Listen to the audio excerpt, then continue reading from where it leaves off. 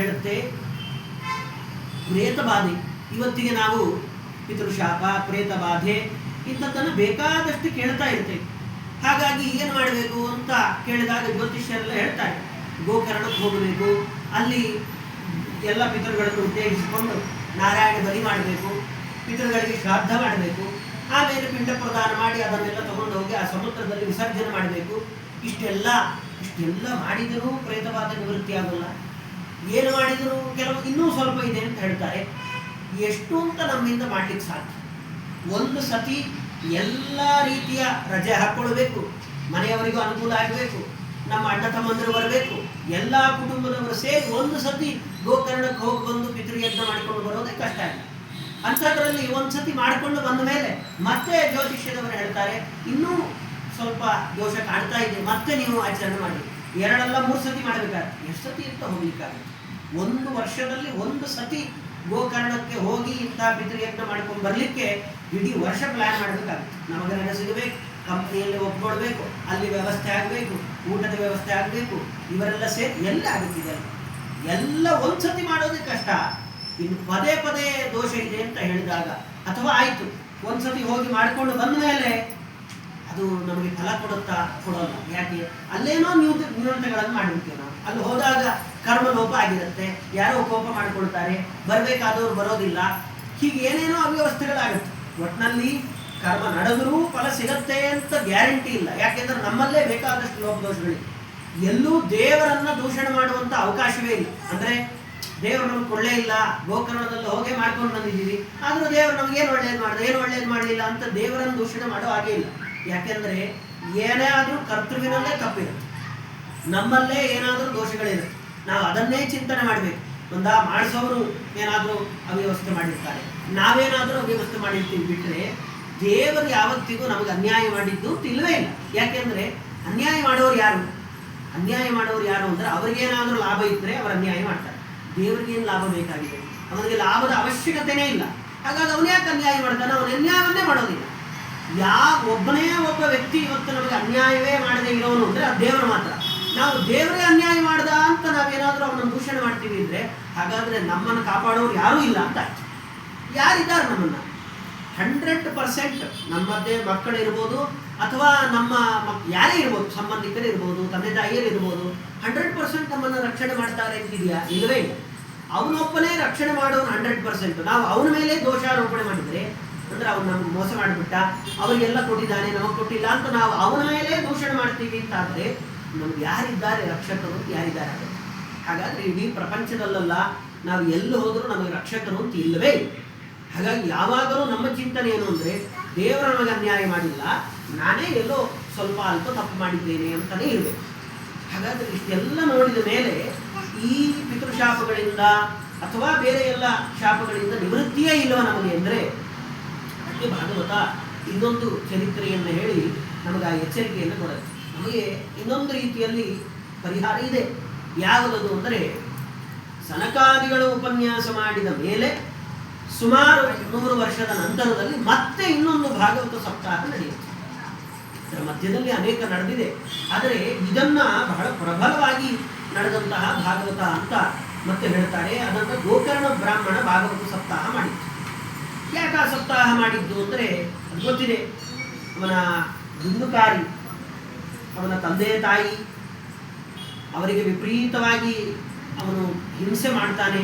ತನ್ನ ಹೆಂಡತಿಗೋಸ್ಕರವಾಗಿ ಅವರಿಗೆ ವಿಪರೀತ ಹಿಂಸೆ ಮಾಡಿ ಅವರನ್ನೆಲ್ಲ ಚೆನ್ನಾಗಿ ನೋಡಿಕೊಂಡು ತಂದೆ ತಾಯಿಯನ್ನು ಹೊರಗಡೆಗೆ ಹಾಕಿ, ತಮ್ಮ ಇವನು ಗೋಕರ್ಣ ಇವನನ್ನು ಹೊರಗಡೆಗೆ ಹಾಕಿ ಎಲ್ಲರಿಗೂ ಹಿಂಸೆ ಮಾಡಿ ತಾನು ಸುಖ ಪಡಬೇಕು ಅಂತ ಆಸೆ ಪಡ್ತಾನೆ. ಕೊನೆಗೆ ವಿಪರೀತ ದುಡ್ಡು ಅವನ ಹತ್ರ ಇರುತ್ತೆ. ಅವರ ಹೆಂಡತಿ ಎಲ್ಲ ಯೋಚನೆ ಮಾಡ್ತಾಳೆ, ಇಷ್ಟೊಂದು ದುಡ್ಡಿದೆ, ಹಾಗಾಗಿ ಇವನನ್ನು ಕೊಂದರೆ ನಾವೇ ಎಲ್ಲ ಅನುಭವಿಸ್ಬೋದು ಅಂತ ಅವನನ್ನು ಕೊಂದು ಹಾಕ್ತಾನೆ. ಕೊಂದ ಮೇಲೆ ಅವನು ಸತ್ತು ಹೋಗ್ತಾನೆ. ಸತ್ತ ಮೇಲೆ ಅವನು ಪ್ರೇತ ಆಗ್ತಾನೆ. ಯಾಕೆಂದರೆ ಸ್ವಾಭಾವಿಕವಾಗಿ ಸತ್ತದ್ದಲ್ಲ, ಯಾರೋ ಅವನನ್ನೇ ಕೊಲೆ ಮಾಡಿಬಿಟ್ಟಿದ್ದಾನೆ. ಹಾಗೆ ಸತ್ತದ್ರಿಂದ ಅವನು ಪ್ರೇತ ಆದ ಮೇಲೆ ಅವನಿಗೆ ತಮ್ಮನಿಗೆ ವಿಚಾರ ಗೊತ್ತಾಯಿತು. ಗೋಕರ್ಣನಿಗೆ ಅಣ್ಣ ಸತ್ತೋಗಿದ್ದಾನೆ, ಅವನಿಗೋಸ್ಕರವಾಗಿ ಶ್ರಾದ್ದಾದಿಗಳನ್ನು ಮಾಡಿದ, ತೀರ್ಥಕ್ಷೇತ್ರ ಯಾತ್ರೆಯನ್ನು ಮಾಡಿದ, ಗೋಕರ್ಣಕ್ಕೆ ಹೋದ, ಗಯಾಕ್ಕೆ ಹೋಗಿದ್ದಾನೆ, ಗಯಾದಲ್ಲಿ ಶ್ರಾದ್ದ ಮಾಡಿದ್ದಾನೆ. ಇಷ್ಟೆಲ್ಲ ಮಾಡಿ ವಾಪಸ್ ಬಂದರೆ ಇದ್ದಕ್ಕಿದ್ದ ಹಾಗೆ ರಾತ್ರಿ ಮಲ್ಕೊಂಡಿದ್ದಾನೆ. ಎಚ್ಚರ ಆದರೆ ಯಾರೋ ಬಾಗಿಲು ತಟ್ಟಿದಾಗ ಆಗ್ತಾ ಇದೆ. ಹೋಗಿ ಬಾಗಿಲು ತೆಗೆದ್ರೆ ಕ್ವಚಿನ್ ಮಹಿಷಃ ಕ್ವಚಿನ್ ಋಷಭ, ಇದ್ದಕ್ಕಿದ್ದ ಹಾಗೆ ಒಂದು ಎಮ್ಮೆ ರೀತಿಯಲ್ಲಿ ಕಾಣುತ್ತೆ, ಇದ್ದಕ್ಕಿದ್ದಾಗೆ ಕುರಿ ರೀತಿಯಲ್ಲಿ ಕಾಣುತ್ತೆ, ಆಮೇಲೆ ಏನು ಕಾಣೋದೇ ಇಲ್ಲ, ಬರೀ ಶಬ್ದ ಬರುತ್ತೆ. ಏನು ಹೀಗಾಗ್ತಾ ಇದೆಯಲ್ಲ ಅಂತ ಯೋಚನೆ ಮಾಡಿದಾಗ ಅವನಿಗೆ ಧೈರ್ಯ. ನಾವಾಗಿದ್ದಿದ್ರೆ ಬಾಗಿಲು ತೆಗೆದಾಗಿದ್ದಕ್ಕಿದ್ದಾಗೆ ಹೀಗೆಲ್ಲ ಕಾಣಿಸಿದ್ದಿದ್ರೆ ಅಲ್ಲೇ ನಮಗೆ ಹೃದಯಾಘಾತ ಆಗೋಗ್ತಾ ಇತ್ತು. ಅವನಿಗೆ ಧೈರ್ಯ ಏನಾಗಿದೆ ಅಂತ ಅವನು ವಿಚಾರ ಮಾಡ್ತಾನೆ, ನೋಡ್ತಾನು, ಕೇಳ್ತಾನೆ, ಯಾರಿದು, ಯಾಕೆ ಬರ್ತಾ ಇರೋದು, ಯಾಕೆ ನನ್ನನ್ನು ಕರೀತಾ ಇದ್ದೀರಾ ಅಂದಾಗ ಅವಾಗ ಅವನು ಮಾತಾಡ್ತಾನೆ, ನಾನು ನಿಮ್ಮ ಅಣ್ಣ, ನನಗೆ ಪ್ರೇತ ಜನ್ಮ ಬಂದ್ಬಿಟ್ಟಿದೆ, ಇದನ್ನು ಅನುಭವಿಸ್ಲಿಕ್ಕೆ ಸಾಧ್ಯ ಇಲ್ಲ, ನನ್ನಿಂದ ಬಹಳ ಕಷ್ಟ ಪ್ರೇತ ಜನ್ಮವನ್ನು ಅನುಭವಿಸೋದು, ಅದರಿಂದ ಏನಾದರೂ ಮಾಡಿ ನನಗೆ ಮುಕ್ತಿ ಕೊಡಿಸ್ಬಿಡು ಈ ಪ್ರೇತ ಜನ್ಮದಿಂದ ಅಂತ ತುಂಬ ಕೇಳ್ಕೊಳ್ತಾನೆ ರಾತ್ರೋರಾತ್ರಿ. ಅದಕ್ಕೆ ಅವನು ಹೇಳ್ತಾನೆ, ಅಲ್ಲಪ್ಪ ನಿನ್ನನ್ನೇ ಉದ್ದೇಶ ಮಾಡಿಕೊಂಡು ನಾನು ಶ್ರಾದ್ದ ಮಾಡಿದ್ದೆ, ಗಯಾದಲ್ಲಿ ಶ್ರಾದ್ದ ಮಾಡಿದ್ದೀನಿ, ಇಷ್ಟಾದರೆ ನಿನಗೆ ಯಾಕೆ ಪ್ರೇತ ಜನ್ಮ ಬರುತ್ತೆ? ಶ್ರಾದ್ದ ಮಾಡಿದರೆ ಸರಿಯಾಗಿ ಪ್ರೇತ ಜನ್ಮ ಬರೋಲ್ಲ ಅಂತ ಶಾಸ್ತ್ರ, ನಾನು ಮಾಡಿದ್ದೀನಿ, ಆದರೂ ನಿನಗೆ ಯಾಕೆ ಬಂದಿದೆ ಅಂತ ಕೇಳಿದಾಗ ಅವನು ಹೇಳ್ತಾನೆ, ನೀನು 100 ಸತಿ ಗಯಾಗೆ ಹೋಗಿ ಶ್ರಾದ್ದ ಮಾಡಿದರೂ ನಾನು ಮಾಡಿದ ಪಾಪಕ್ಕೆ ನನ್ನ ಪ್ರೇತ ಜನ್ಮ ಹೋಗೋಲ್ಲ. 100 ಸತಿ, 1 ಸತಿ ಗಯಾದಲ್ಲಿ ಶ್ರಾದ್ದ ಮಾಡೋದೇ ವಿಶೇಷ ಫಲ. ಆ ಪ್ರೇತವೇ ಹೇಳುತ್ತೆ, ಗಯಾ ಶ್ರಾದ್ದ ಶತೇನಾಪಿ, 100 ಸತಿ ಹೋಗಿ ನೀನು ಗಯಾದಲ್ಲಿ ಶ್ರಾದ್ದ ಮಾಡ್ಕೊಂಡ, ನಾನಂತೂ ಏನೂ ಆಗೋಲ್ಲ ನನಗೆ. ಆವಾಗ ಅವನಿಗೆ ಆಶ್ಚರ್ಯ ಆಗುತ್ತೆ. ಹಾಗಾದ್ರೆ ಏನು ಮಾಡಬೇಕು? ನಮಗೆ ಗೊತ್ತಿರೋದು ಇದೊಂದೇ ಉಪಾಯ, ಇದೇ ಸಾಧ್ಯ ಇಲ್ಲ ಅಂತಾದರೆ ನಮ್ಮಿಂದ ಇನ್ನೇನು ದಾನಿ ಮಾಡಲಿಕ್ಕಾಗುತ್ತೆ ಅಂತ ವಿಚಾರ ಮಾಡಿದಾಗ